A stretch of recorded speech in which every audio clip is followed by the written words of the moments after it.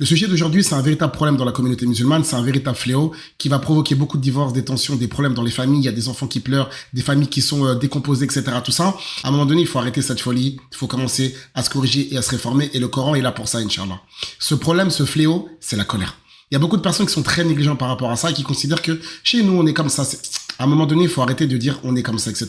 Allah, dans le Coran, il dit et ça, en fait, faut pas juste croire que c'est pour les anciens. Nous aussi, on est concernés par rapport à ça. Le fait de continuer à s'énerver, c'est que déjà, on oublie que c'est un péché capital. La colère excessive, c'est un péché capital. Pourquoi? Parce que le messager d'Allah, sallallahu alayhi wa sallam, il l'a en fait classifié comme étant une des 4 caractéristiques de l'hypocrite. C'est-à-dire le simple fait de dire que tu as une des caractéristiques de l'hypocrite, c'est suffisant pour arrêter déjà. La seconde des choses, le fait de craindre le jour où on va se remettre, enfin, le jour où on va revenir vers Allah. Le jour où on va être interrogé par le Créateur subhanahu wa ta'ala. Lorsque tu parles, les anges, ils écrivent. إذ يتلقى المتلقيان عن اليمين وعن الشمال قعيد ما يلفظ من قول إلا لديه رقيب عتيد.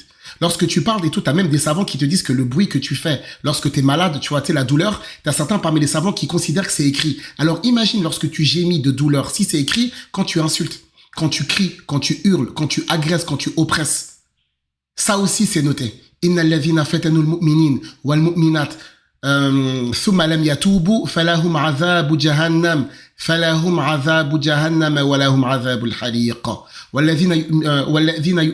والذين يؤذون المؤمنين والمؤمنات بغير ما اكتسبوا فقد احتملوا بهتانا وإثما مبينا. Ça se trouve et tout là, tu t'es emporté devant quelqu'un qui est l'allié d'Allah subhanahu wa ta'ala. Et au final, من عدا لي وليا فقد آذنته بالحرب. Tu vas te retrouver dans des problèmes pour rien. Pourquoi? Parce que t'as pas su gérer cette âme-là. Inna nafsa la amaratun bisu. Allah Azza wa Jalla, il sait ce que ton âme elle te dit. D'accord? Wa laqad khalaqna al-insana wa na'lamu ma tuwaswisu bihi nafsuhu. Mais en fait, cette âme-là, d'accord, tu peux l'emmener vers la réforme, à condition que tu fasses des efforts. Wa nafsin wa ma sawaha fa alhamaha fujuraha wa taqwaha qad aflaha man zakkaha. Est-ce que tu veux que ton âme continue à te dicter le mal?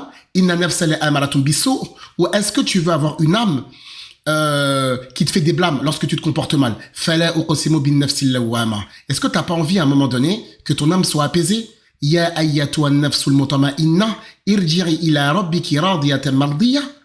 est-ce que tu veux continuer à pas te maîtriser? Le messager d'Allah sallallahu alayhi wa sallam dans le hadith, il te dit alladhi yamliku nafsahu 'inda al-ghadab, c'est-à-dire celui qui arrive à se retenir au moment de la colère. Wal kadhimin al-ghayz wal 'afina 'anil nas. Quand tu fais ça, qu'est-ce que tu gagnes? Wallahu yuhibbul muhsinin.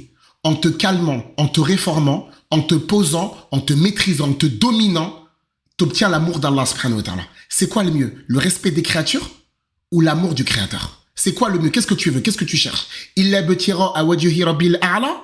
C'est ça que tu veux? Alors calme-toi. Wa qulu qawlan sadida. Wa qul li'ibadi yaqulu allati hiya ahsan. Fais attention.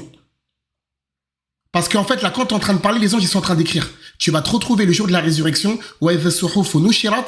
Tu vas commencer à lire tout ce que tu as dit. Insultes, grossièreté, vulgarité. Iqra kitabaka. Kafa bi nafsika al-yawma alayka hasiba. Ce jour-là, là, tu pourras pas dire non, ce jour-là, ça sera trop tard. وَجِيءَ يَوْمَئِذٍ بِجَهَنَّمَ يَوْمَئِذٍ يَتَذَكَّرُ الْإِنسَانُ وَأَنَّى لَهُ الذِّكْرَى يَوْمَ يَتَذَكَّرُ الْإِنسَانُ مَا سَعَى. Le jour où l'homme, il va se rappeler de ce qu'il a fait. Le Coran, il vient pour qu'on se calme. وَالْكَاظِمِينَ الْغَيْظَ. Tu vois, c'est quand la colère, elle monte. وَالْكَاظِمِينَ الْغَيْظَ وَالْعَافِينَ عَنِ النَّاسِ. Ça y est, même ce qui t'a fait passe au-dessus. وَلْيَعْفُوا وَلْيَصْفَحُوا. Se calmer, se poser, maîtriser, dominer, éteindre, étouffer sa colère, pardonner aux gens. Parce que nous aussi, on aime qu'Allah nous pardonne. Allah dans le Coran, il nous dit, subhanahu wa ta'ala, idfa' billati hiya ahsan. Fa'idha alladhi baynaka wa baynahu adawa ka'annahu waliyyun hamim. C'est-à-dire que, justement, tout par ton bon comportement, tu peux changer le monde. C'est-à-dire qu'une personne et tout qui était ton ennemi, de par ton bon comportement, Inch'Allah, c'est quelqu'un qui peut devenir ton allié. Tu vas inspirer les gens.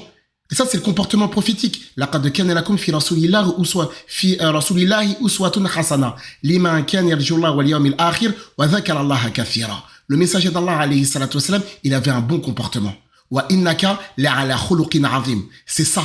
Inna hadha al-Qur'an yahdi lillati hiya aqwam. Le prophète sallallahu alayhi wa sallam dans le hadith, je n'ai été envoyé que pour parachever, que pour parfaire, compléter les bons comportements. C'est ça le comportement du musulman.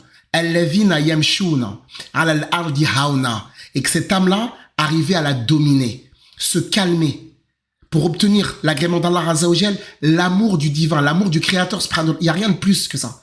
Inna alladhina amanu wa amilu salihat siyaj'al lahumur rahmanu wudda. Tu peux rien avoir de plus. Je répète, c'est quoi le mieux? Avoir le respect, la crainte des serviteurs, avoir une réputation de dur, etc. ou l'amour du créateur qui va te protéger derrière. C'est pour ça que réfléchissez bien à ce que vous êtes en train de faire. Wattaqu yawman turja'una fihi ila Allah. Où tu vas arriver devant Allah subhanahu wa ta'ala, où tu as des comptes à rendre. La colère, c'est destructeur. La colère, c'est dévastateur. Combien de personnes ont perdu des êtres chers, des personnes qu'elles aiment? Combien d'enfants vont grandir sans leurs parents, sans leur papa, sans leur maman? Pourquoi? Le mauvais comportement, l'impulsivité, l'agressivité, la colère. Vous en avez pas assez? Vous voulez pas vous poser à un moment donné? Et le fait aussi de quoi? Le zikr. Il y a beaucoup de personnes, je suis tendu, le zikr. Le Coran al-Karim, ala bi zikrillah tatma'inul qulub. Tout ce qui est prière, salat, le Coran, le zikr, prier la nuit, toutes ces choses-là, ça a des effets positifs sur le cœur, sur l'âme, sur le comportement, se calmer, la lecture, la méditation. Inna fi khalqi samawati wal ardi wa ikhtilafi layli wan nahari la ayati li ulil albab alladhina yadhkuruna Allaha qiyaman wa qu'udan wa ala junubihim ويتفكرون في خلق السماوات والأرض ربنا ما خلقت هذا باطلا سبحانك فقنا عذاب النار. Le fait de méditer, se poser, se rappeler qu'Allah Azza wa Jalla entend tout. La yuhibbu Allahu al-jahra bis-su'i min al-qawli illa man zulim wa kana Allahu sami'an 'alima. La première des choses, le fait de savoir qu'Allah t'entend. Il y a des choses qu'Allah veut pas que tu dises, ça c'est un. Deuxième des choses, les anges sont en train de noter. Tu vas te retrouver avec ça le jour de la résurrection. Les conséquences fit dunya, les conséquences dans la tombe, si tu es tombé dans la médisance, la calomnie, et les conséquences le jour du jugement dernier. Sixième des choses, suivre le modèle prophétique, se calmer. Septième des choses, le fait que si tu te calmes, si tu as un bon comportement, tu vas obtenir l'amour d'Allah subhanahu wa ta'ala, la récompense le jour de la résurrection. La neuvième des choses, la réforme de la communauté, la réforme des sociétés par ton bon comportement. Qu'une personne avec laquelle tu avais de l'animosité, et ben en fait c'est une personne qui peut devenir ton ami intime, chaleureux par ton bon comportement.